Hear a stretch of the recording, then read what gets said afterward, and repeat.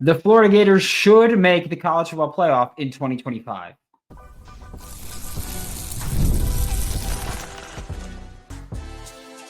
You are Locked On Gators, your daily podcast on the Florida Gators. Part of the Locked On Podcast Network, your team every day. Hello and welcome back to another episode of Locked On Gators, part of the Locked On Podcast Network, your team every day. Thanks for making Locked On Gators your first listen of the day every day. We are available daily and free reviews in the podcast and on YouTube. Happy Wednesday. I'm Brandon Olsen. Find me on Twitter at WNS_Brandon. Find all my written work with New York Giants on SI. This episode of Locked On Gators is brought to you by Monarch Money. Take control of your finances with Monarch Money. Use code LOCKEDONCollege at monarchmoney.com for 50% off your first year. And the Florida Gators have something that I don't know if Billy Napier's ever going to have again. Going to be completely honest about it, right? Like they should make the college football playoff. And I think a big reason of that is roster retention. This is truly a roster in which Billy Napier could coach for another 30 years. And he may never get this level of legitimate roster retention. You look at quarterback. DJ Lagway is back. Aiden Warner is competing for QB2. If he wins that, which I do think right now he's in the lead for, your top two quarterbacks were here last year. They're back. Running back. Jaden Ball, Jacoby Jackson, two of your top three running backs are back. Who else is going to be running back three? Treon Webb's dealing with an injury. We'll probably talk about that tomorrow. KD Daniels trying to compete.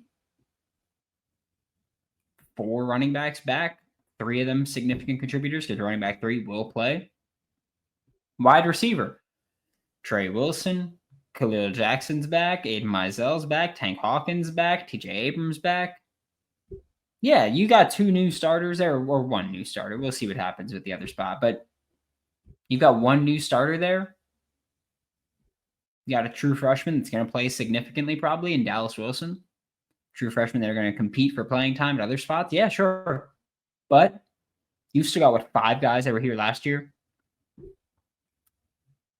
I don't know about you. That's pretty great roster retention. Then we talk about, or actually before we even talk about them, let's get to tight end, right? Tight end. You've got Hayden Hansen was here last year and starting. Tony Livingston was here last year and playing. Amir Jackson was here last year. They're all back. Probably going to be 3 tight ends that play 95% of the snaps there. And the other tight end that's most likely to rotate in, Scott Isaacs, who was here last year and the year before.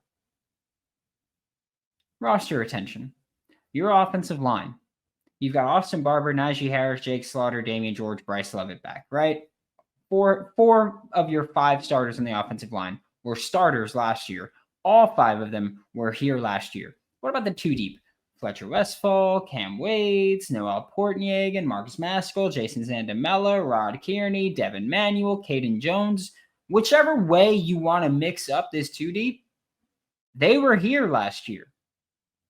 Not many schools get to say that. Yeah, we're returning 4 of our 5 starters from last year on the offensive line. Oh, and by the way, all the backups and the new starter at right tackle, they were here last year. Schools don't get to say that.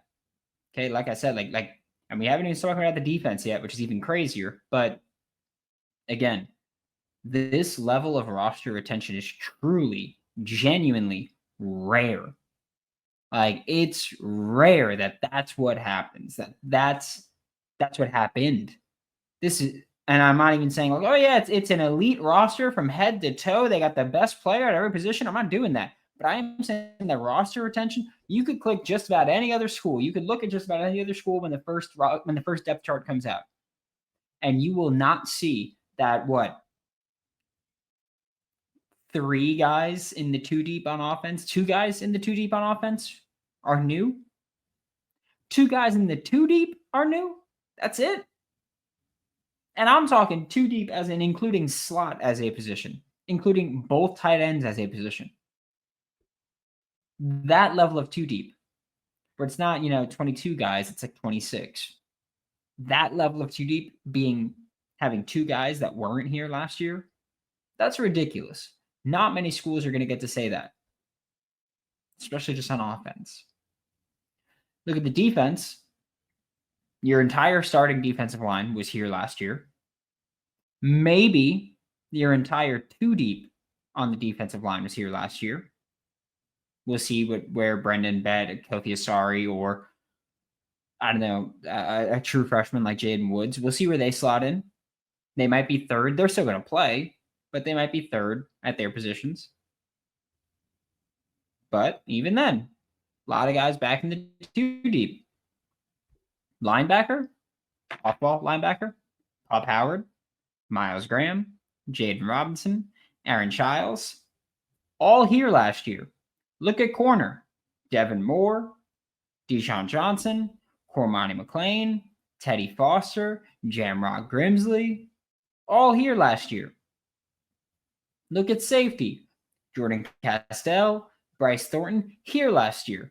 Alfonso Allen, here last year. Nickel, Sharif Denson, Aaron Gates, Josiah Davis, here last year. I am being very genuine. Actually, hold on. Let's go to special teams, right? Let's go to special teams. Trey Smack was here last year. Rocco Underwood was here last year. We don't know who's going to be kick return, punt return. That one's still wide open. But a lot of the guys were here last year. Punter, sure, Tommy Doman's back. Or Tommy Doman's new. But there are so few schools that will be able to replicate this level of roster retention, especially when so many of the guys are quality. That's the thing for me. This roster retention is one of the reasons that I'm very, very bought into this team. I've not been shy. I think college football playoff is a must this year. This is a team with roster retention that is unreal. You're not going to have this level of roster retention next year. It's not going to happen. Especially when we look at guys that actually contributed. It's not just guys that were, they were here last year. It's guys that contributed, guys that rotated in. A lot of them are back. A lot of that too deep is not just guys who, they were here, but didn't play. It's guys that played. Offensive lines may be the outlier there, where they weren't really rotating. Fletcher Westfall didn't play a ton. Rod Kearney didn't play a ton. Devin Manuel didn't play a ton. Like that's a spot where sure you could say that. But also offensive lines typically don't rotate much. But defensively, it's a bunch of guys that played last year. Maybe didn't play a ton, but played last year and are now stepping into larger roles. And next year when we're having this conversation, we'll have a conversation about, hey, these are guys that over the past couple of years have eased their way into the starting lineup and are now going to be starting. So we can talk about how, projection, they're more likely to hit that projection because they're getting in-game experience. That's what we could talk about. Guys that got a little bit of in-game experience last year are going to get more this year, and you could feel a little bit more confident because you've seen them play SEC football. And that matters a lot. And Florida right now has unreal levels of roster retention. One of the reasons that I am so damn bullish on this team in 2025, because they have a top 12 roster without a shadow of a doubt in my mind. If they don't make the college football playoff, it's because of coaching or a slew of injuries. But Billy Napier right now has something that he has never had before and probably will never have again, with how much of his too deep is back, or how much of his too deep are returning players. That is rare to have 6 guys in the too deep that weren't here last year. In the era of the transfer portal, rare, okay? It starts in the trenches, and that's where Florida's going to win a lot of games in 2025. We'll talk about that when we get back with Locked On Gators. You ever wish managing your money felt easier? With Monarch Money, it can. Whether you're growing your savings or planning a big purchase, Monarch puts you in the driver's seat. It's like having your own personal CFO, giving you full visibility and control over your finances. And Monarch Money is more than just a budgeting app. It's a complete financial command center. You can track all of your accounts, all of your investments, all of your spending in one place. So in addition to managing your money, you're also building your wealth. Take control of your finances with Monarch Money. Use code LOCKEDONCollege at monarchmoney.com for 50% off your first year. That's monarchmoney.com. Code LOCKEDONCollege for half off your first year. Thanks again for making Locked On Gators your first listen of the day every day. We are available daily and free, wherever in the podcast and on YouTube. And the Florida Gators, trenches are going to be a good spot for them, right? We spoke about it briefly. You're returning 4 starters on the offensive line. We'll talk defense too, but you're returning 4 starters on the offensive line. Jake Slaughter is, I think, unquestioned as the top center in college football, right? I mean, this is the guy where I think his PFF did the whole, who's the top offensive player in the SEC? They didn't pick DJ Lagway. They didn't pick Arch Manning. They didn't pick Ryan Williams. They didn't pick Cam Coleman. No. They picked Jake Slaughter as the best player in the SEC, or best offensive player in the SEC. He's back. His 3rd year as a starter. 2nd year going through an entire offseason as a starter. He's back. Left guard, Najee Harris. Back. Year 2 as a starter. Left tackle, Austin Barber. Back. Another year at left tackle. I know a lot of people want him at right tackle. I agree, but he's at left tackle. And I don't think he's awful at left tackle. I think personally for him, career-wise, right tackle would be better. Right guard, Damian George is back for year 3 in the system, year 2 at right guard. Right tackle, Bryce Lovett, the only new starter on your offensive line, is a guy that's been here and is entering year 3 now. That's it. That's who's back on your starters. And I think a lot of people wanted Bryce Lovett starting at some point last year. You're starting 5 on your offensive line. Elite, right? Should be an elite unit. And I will always die on the hill that offensive line play is more about unit play than individuals. So we could talk about Jake Slaughter being the best center in the country. We can talk about that if you want to. We can go position by position and talk about the offensive line. But we could also talk about the chemistry of having another year together. Bryce Lovett rotated in last year. He still worked with the same bunch of offensive linemen. Chemistry should be there. Talk about the backups, right? Fletcher Westphal, back. Redshirt freshman. You've got Jason Zandamela, I think is going to be center 2. Redshirt freshman. You've got Rod Kearney, somehow still on the bench. I mean, that's just, I don't know how they're getting away with that. I'm going to be honest. Rod Kearney's just, he's a dude. Like, there's just no other way to put it. He's a dude. Whenever he gets his opportunity, just saying. It's the first time I whistled since my wisdom teeth. Devin Manuel, been scared to do it. Devin Manuel back as a redshirt senior. Right tackle, backup. Caden Jones going to be competing for that spot, I believe. Whoever it is, I'm comfortable with it. Left guard, Cameron Waits is back. That offensive line, that 2 deep, is genuinely very, very talented. With, I'd say, 2 guys on the offensive line 2 deep that if they were full-time starters, I'd be very comfortable with it. It's Caden Jones and Rod Kearney.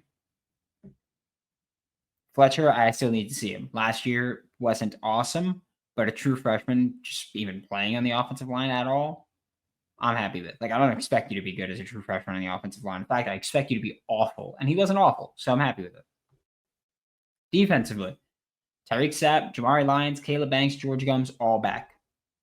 Cameron James, Makai Boyero, LJ McCray, Kofi Asari, Brendan Bed, Brian Taylor, Tavoris Brown, Joseph Mbachu, Jeremiah McLeod, Jaden Woods, Jalen Wiggins. That defensive line is nothing but talent. Okay? Just absolute talent on that defensive front. I don't care who plays what snaps, what position, what the rotation looks like, what the combinations look like. That is an incredibly talented defensive line. With, I think, one guy who's going to be an NFL first-round pick. I've said I don't buy the Caleb Banks top 5 pick, but NFL first-round pick, I buy it. In fact, I'd argue Tyreek Sapp, probably top 40 player. I think that age or how long it took him to break out in college is going to play against him when we come to draft process time. But if he has another good year this year, if he has what he did last year, if he improves upon it a little bit, and he puts that on film, teams will say, yeah, it took him a while to break out, but man, when he did he ever? With 2 great years of film to end his college career. Tyreek Sapp can be that. Jamari Lyons, he's maybe the biggest guy where it's like, we don't know what he's going to be. I know a lot of people wanted him to challenge Cam Jackson for the starting nose tackle spot last year, and an injury prevented that. George Gums is back in year 2. He's got one more go of it, but he's year 2 here with actual time to develop and progress. If he builds upon last year, he's going to take the next step and be one of the better pass rushers in the SEC. It's not there yet, but he can get there. Depth-wise, Cameron James was at times one of the more reliable edge defenders on the team last year. That Miami game was elite. Mekhi Boyero, ton of playing time as a true freshman last year. Him with Gerald Chapman, yep, I'm looking forward to that one. LJ McCray in year 2, if his technique, we spoke about him yesterday, if his technique cleans up and he becomes more consistent, he's going to be a machine. Just a pass rushing machine. Football games are won and lost in the trenches, right? Look at how teams get built. Yeah, they're built on quarterbacks, right? That's really what it is. What's the best way to stop a quarterback? Because it's not coverage. And I am someone that is a coverage guy. It's not coverage that wins games.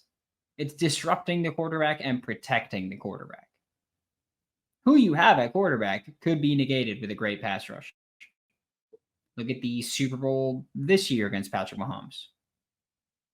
Look at the Super Bowl versus the Bucs against Patrick Mahomes. Arguably the greatest quarterback on the planet in both of those years. And he was absolutely shellacked by great pass rushes against weak offensive lines. Games are won and lost in the trenches. You can negate so much of an offense if you beat them in the trenches. If they can't drop back and throw the ball, their passing game's gone. If they can't run the ball effectively on you, their run game's gone. Simple as that. If you can impose your will offensively, it doesn't matter what they're doing defensively. It's about winning the football game, and you win it in the trenches. Florida this year is built to win football games in the trenches. It's as simple as that. This is a team that is better suited to handle the trenches than maybe any other team in the country in terms of what they've got on the offensive line and defensive line. Protect the quarterback, and remember that defensively, quarterback can't see with tears in his eyes. We're going to talk about what else is going to help separate this team specifically from last year as well with the Florida Gators when we get back with Locked On Gators.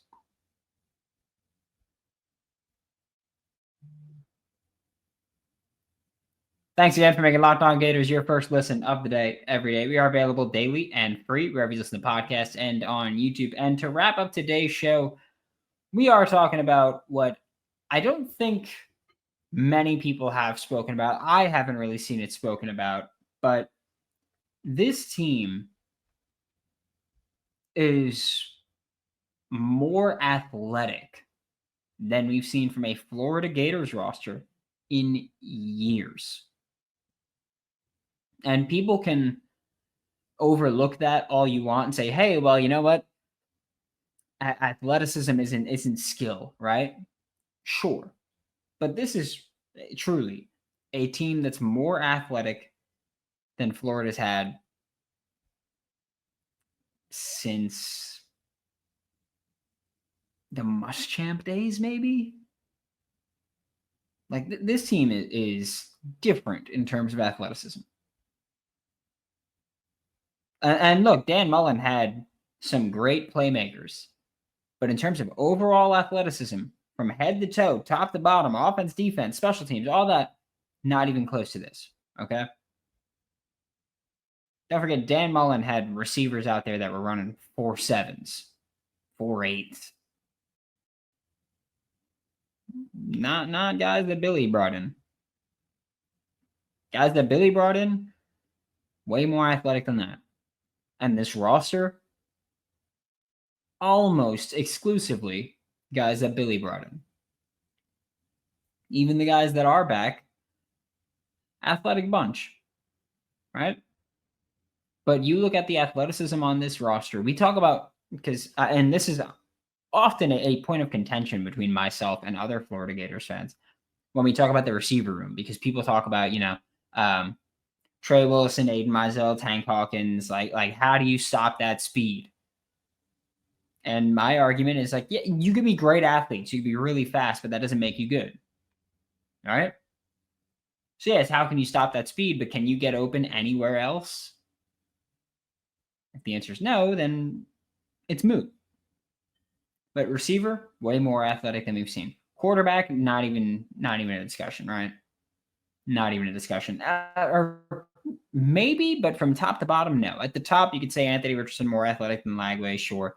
But Lagway and Tramel Jones alone, more athletic room than we've seen. Offensive line room, what has Florida recruited on the offensive line since Billy Napier's gotten here?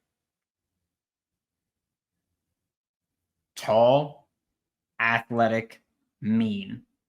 Athletics, one of the biggest selling points they're looking for in offensive linemen. They're athletic.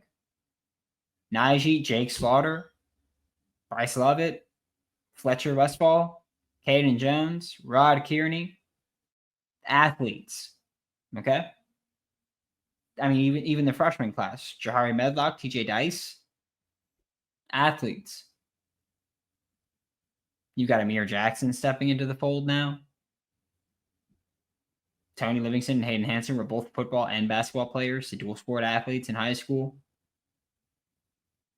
Running back room, Katie Daniels is fast as hell. Duke Clark's just a monster.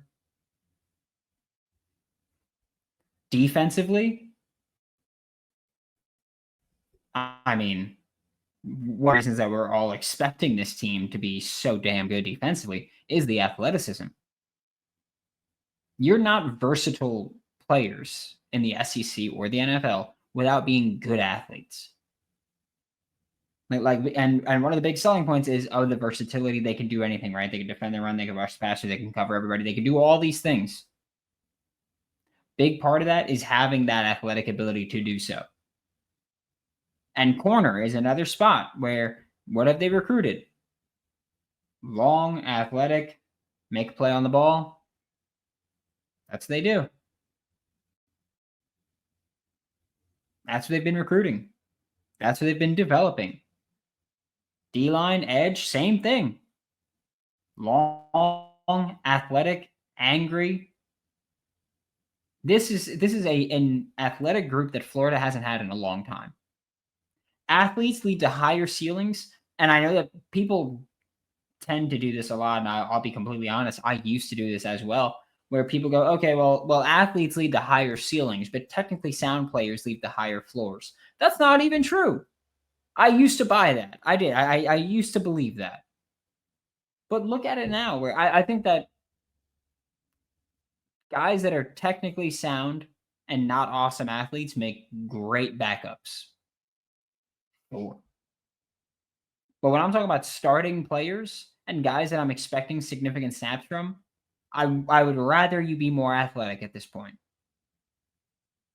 Like, you can't have no technique, but even guys that aren't technically great, They could mask that with a little bit of athleticism. A corner who plays crappy press coverage, whiffs on the jam, gets beat, ball goes up, he's athletic enough to make a play on it. Edge rushers. How often do we see edge rushers that don't really have a ton of technique, but an elite first step, and they blow by the offensive tackle and then make a play? Linebackers flying around, just making plays. See ball, get ball. The athleticism on this team is way better than we've seen from the Florida Gators in a long time. Pair that with roster retention. Pair that with the trench build that you've got. This is a team that should make the college football playoff. I want to make it abundantly clear that I am not saying this is a team that can make the college football playoff. I'm not saying this is a team where it's like, yeah, they should make the college football playoff. I'm not saying that passively, not saying that dismissively. I'm saying this definitively. The Florida Gators should be in the college football playoff in 2025. And if they aren't, it's a failure. Okay? It's year 4. If you don't make the college football playoff with this roster, it's a failure. Especially because it's year 4 with the team that you've built this roster, and I love this roster. And so if this roster doesn't make the college football playoff in 2025, it's because you failed. Again, or a slew of injuries, which I'll knock on wood because I don't expect that and don't wish that. But this is a roster that is, the makeup is, we're going to be in the college football playoff. The fact that it's even a discussion about will they be in the college football playoff is kind of crazy, because when you look at this team, I look at them and I just go, hey, that's a college football playoff team. Like, I don't have a question about that. That's what they are. Talent-wise, that's what they are. They're a college football playoff team. They're a college football playoff roster. They should be there. Thanks for making Locked On Gators your first listen of the day. Every day we are available daily and free if it's in the podcast and on YouTube. We'll be back tomorrow to talk more Florida Gators football for Locked On Gators and Brandon Olsen. Don't forget to follow me on Twitter at WNS_Brandon. Find all my written work with New York Giants on SI, and I'll see you all next time.